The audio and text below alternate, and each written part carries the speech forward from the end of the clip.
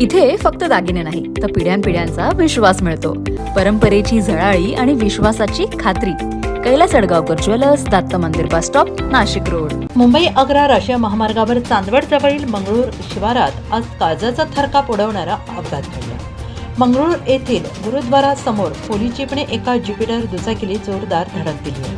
या भीषण अपघातात दुचाकीस्वार तथा चांदवड येथील प्रसिद्ध वीट उत्पादक रमेश गारे यांचा जागीच मृत्यू झाला.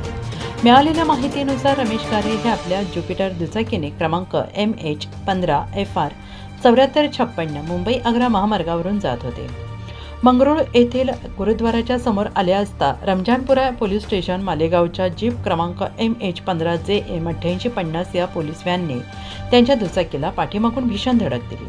हा अपघात एवढा भीषण होता की धडक बसताच रमेश गारे हे रस्त्यावर फेकले गेले आणि त्यांच्या डोक्याला शरीराला गंभीर दुखापत झाली.